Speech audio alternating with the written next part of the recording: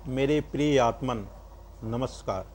Doctor Digvijay शुक्ल, ज्योतिष विभागाध्यक्ष, शिवाज्ञा ज्योतिष समाधान चैनल पर स्वागत, वंदन एवं अभिनंदन है। बंधुओं, ऋषि पंचमी व्रत के विषय में आज हम चर्चा करने जा रहे हैं। ऋषि पंचमी व्रत कब मनाई जाए? इस बार ऋषि पंचमी व्रत 1 सितंबर 2022 दिन गुरुवार को मनाई जाएगी। पंचमी तिथि 31 अगस्त 2022 दिन बुधवार को 1:58 के बाद 1 सितंबर 2022 गुरुवार को 12:54 तक पंचमी तिथि रहेगी। इसी दिन ऋषि पंचमी व्रत मनाई जाएगी। ऋषि पंचमी व्रत प्रातः काल सूर्योदय 5:44 पर हो रहा है। इस दिन प्रातः काल ब्रह्म मुहूर्त में पवित्र सरोवर, गंगा आदि नदियों में स्नान करके व्रत के निमित्त भाद्रपद मास शुक्ल पक्ष पंचमी तिथि को ऋषि पंचमी व्रत मनाए जाते हैं। इस व्रत के विषय में पुराणों के अनुसार इस प्रकार कथा मिलती है कि धर्मध्वज नामक एक ब्राह्मण थे। उनकी धर्मपत्नी सुशीला थी। उनको एक पुत्र एक पुत्री थी। पुत्र का नाम सुविभूषण था। वह सुविभूषण चारों वेदों के ज्ञाता थे। ऋग, यजुर, साम एवं अथर चारों वेदों में निपुण थे। और पुत्री रूपवती, सौंदर्य युक्त और सुकांत थी। उस पुत्री का विवाह एक सुयोग्य वर के साथ पिता धर्मध्वज कर देते हैं। विवाह के बाद वह पुत्री के पति अकाल मृत्यु को प्राप्त हो जाते हैं, जिसके कारण वह पुत्री पुनः मायके चली आती और पिता के साथ ही रहने लगती। पिता वेदज्ञ, धर्मों के ज्ञाता थे।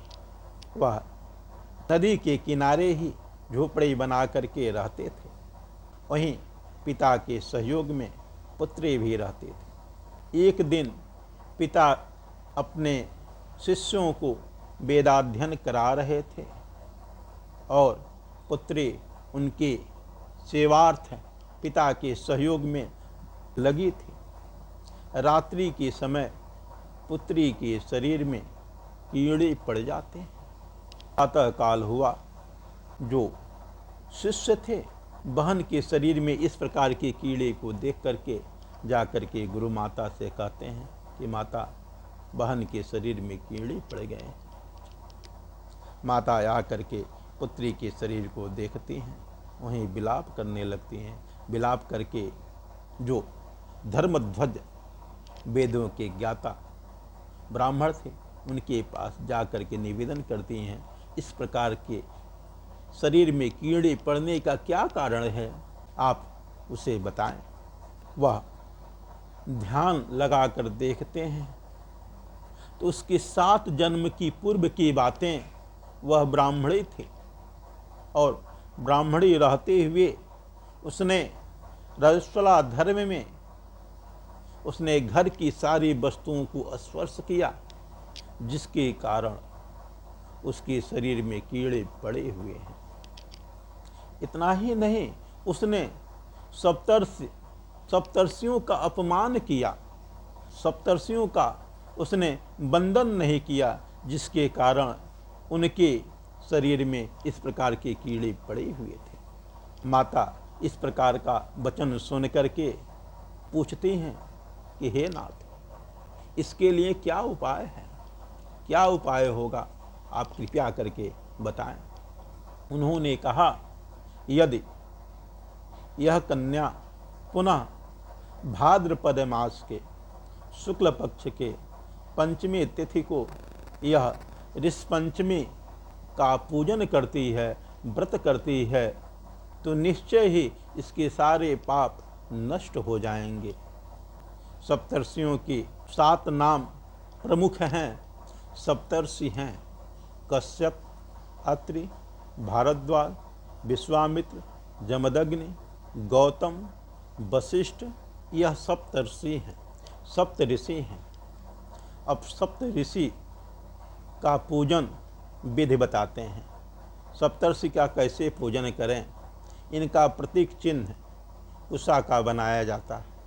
7 ऋषियों का 7 कुशा का चिन्ह बना करके उनमें पुष्प, चंदन, अक्षत, इसमें अक्षत का प्रयोग जो है तीने का चावल का किया जाता है। फल, नैवेद्य, तांबूल, यज्ञोपवीत, वस्त्र, दक्षिणा अलग अलग विभक्त किया जाता, अलग अलग दिया जाता है। इस प्रकार जो सप्तर्षि का पूजन करेगा और व्रत रहेगा, व्रत में भी खाने की विधि बताई गई है। उस दिन यदि व्रत रहते हैं तो बिना जोते बोए खेत का अन्न प्रयोग में लाया जाता है। जैसे तीने का चावल हो गया, बिना खेत में जोते हुए साग और मिर्च, दही इत्यादि भोजन में प्रयोग किए जाते हैं। घी, मक्खन इत्यादि का भी प्रयोग किया जाता है। इस विधि से यदि सप्तर्षि पूजन करते हैं तो सप्तर्षि ऋषियों के आशीर्वाद से उनके सारे पाप नष्ट हो जाएंगे।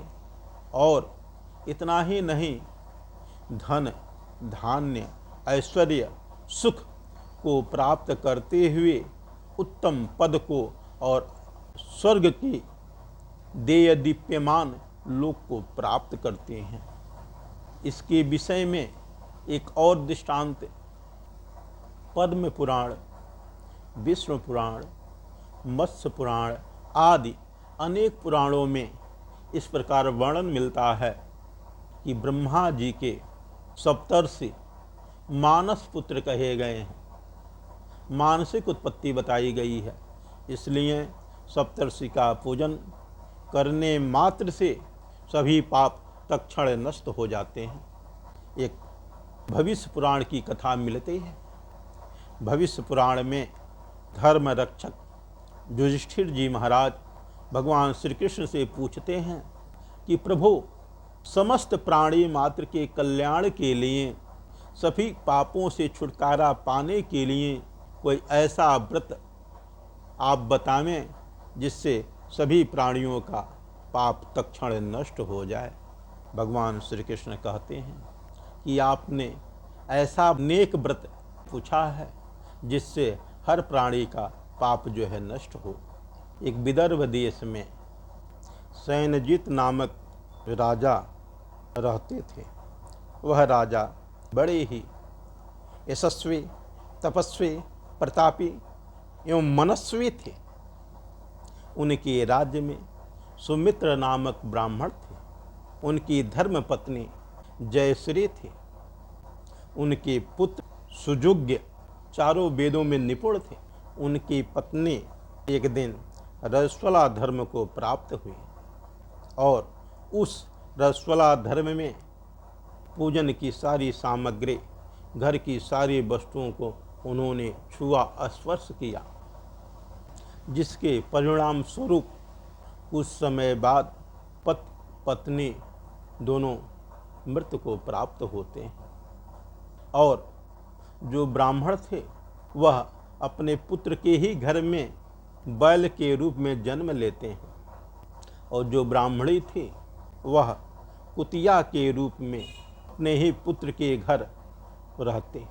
धीरे धीरे वह ब्राह्मण बालक धर्मशास्त्रों के ज्ञाता रहते हुए उन्होंने आश्विन मास में पितृपक्ष में अपने पिताजी के तिथि के दिन उन्होंने पार्वण श्राद्ध किया। उस पार्वण श्राद्ध में ब्राह्मणों को निमंत्रण दिया ब्राह्मण भोज कराने के लिए। उनकी पत्नी पुत्र वधू पकवान में पायस खीर पका रही थी। दूध उबल रहा था, उसी में ऊपर से छिपकली दूध में ही पड़ जाती। वह कुतिया जो ऊपर से छिपकली पड़ी हुई थी उसको देख करके, चूँकि पुत्र वधू कोई सामग्री लाने चली गई और सामग्री लेकर के आती हैं, एक कुतिया जो है, माता जो कुतिया के रूप में थी वह उसी में मुख डाल लेती, स्पर्श कर देती, जिसके वजह से पुत्र वधू जलती हुई लकड़ी का जो डंडा था उससे उस कुतिया को जड़ देती हैं, मार देती हैं, जिससे उसकी पीठ जल जाते हैं और रीढ़ की हड्डी टूट जाती है। टूटने के बाद वह भचक करके जो चलने लगती है। और उस दिन जो पिता रूपी जो बैल थे, सुबह प्रातः काल जा कर के खेत में दिन भर जोते और सायंकाल आए, चूँकि पुत्र अन्य कार्यों में व्यस्त होने के नाते सायंकाल न तो भूसा घास कुछ दिए, वैसे ही उन्हें बांध दिए। बांध देने के बाद रात्रि के समय में एक कुतिया भी भचकती हुई अपने पति बैल के पास जाती है। आप बीती बातें बताती हैं कि आज हमारी बहू ब्राह्मणों के खाने के लिए जो पायस खीर बना रही थी, उस खीर में छिपकली गिर गई थी। उसके वजह से हमने सोचा कि यदि ब्रह्म हत्या का दोष न लग जाए, इसके वजह से हमने उसमें मुंह डाल दिया और हमारी पुत्र वधू जलती हुई लकड़ी का जो अंगार था उससे मुझे जला भी दी। इतना ही नहीं, उसने डंडे से प्रहार कर दिया, जिसके वजह से हमारी रीढ़ की हड्डी टूट गई। ऐसा वचन ब्राह्मणी ने बताया। जो पिता बैल थे वह आप बीती बातें बताते हैं, आज तो हमारा पूरा मुख बांध करके दिन भर हल चलाए और सायंकाल आने के बाद भी पुत्र ने हमें न तो कुछ चारा डाला न घास डाला, वैसे ही हमें बांध दिया। इस प्रकार का वचन रात्रि के समय पुत्र ने सुना। सुनने के बाद उस पुत्र के मन में इस प्रकार का विचार आया कि हमारे जो माता और पिता, माता कुतिया के रूप में और पिता जो बैल के जोनि को प्राप्त किए हैं, इस जोन से कैसे छुटकारा मिले, निवृत्ति मिले, उद्धार हो, इसके लिए प्रातः काल ही घर का त्याग करके जंगल में चले जाते हैं। जंगल में जाने के बाद कठोर रोदन करते हैं। उस रोदन में एक ऋषि सम्मुख आ करके खड़े होते हैं और रोदन करने का भाव पूछते हैं। उसने बताया कि हमारे पिताजी जो बैल की जोनि को प्राप्त किए हैं, हमारी माता जो कुतिया को जोनि को प्राप्त की हैं, इस दोनों लोगों के जोनि से उद्धार हो, इसके लिए कोई विधान, कोई उपाय आप हमें बताएं, मैं उसको करने के लिए तैयार हूँ। जिस दिन यह विधान जंगल में पूछ रहे थे, उस दिन भाद्रपद मास का शुक्ल पक्ष के पंचमी तिथि रही। उस ऋषि ने कहा, पुत्र, तुम जैसा पुत्र मिलना वास्तव में तुम पुत्र धन्य हो। ऐसे तुम्हारे जैसे पुत्र जिस पिता को मिले वो पिता भी धन्य है। तुम अपने पिता और माता के विषय में इस प्रकार का विचार सोचते हो, निश्चय ही वो माता पिता धन्य हैं। आज के व्रत करने मात्र से तुम्हारे माता पिता इस जोनि से उद्दृढ़ हो जाएंगे, छुटकारा मिल जाएगा। और भाद्रपद मास के शुक्ल पक्ष के पंचमी तिथि के दिन जो दंपत्ति पति पत्नी दोनों यदि जिस पंचमी व्रत को करते हैं, उनके पिता को पाप जोनि से छुटकारा मिल करके दिव्य शरीर, अलौकिक शरीर को प्राप्त करके वह स्वर्ग में निवास करते हैं। बंधुओं, कोई भी व्रत यदि रहा जाता है उसमें उद्यापन का भी विधि है, यह आप जान लें। जैसे आप अपने जीवन में जिस चीज़ की उपयोग करते हैं, भोजन, वस्त्र, शैया, आभूषण, वाहनादि जो भी आप अपने जीवन में उपयोग करते हैं उस प्रकार ही उद्यापन करना चाहिए। इस पंचमी व्रत के उद्यापन करने मात्र से वह दंपत्ति पति पत्नी दिव्य लोक अलौकिक सुंदरता को प्राप्त करते हुए दे दीप्यमान होकर के स्वर्ग में निवास करते हैं और उनके पितर सुख को भोगते हुए, जैसे कि सभी तीर्थों का दर्शन, स्नान, पूजन का जो फल प्राप्त होता है वह फल भाद्रपद मास के शुक्ल पक्ष के पंचमी तिथि को करने मात्र से प्राप्त हो जाता है। ओम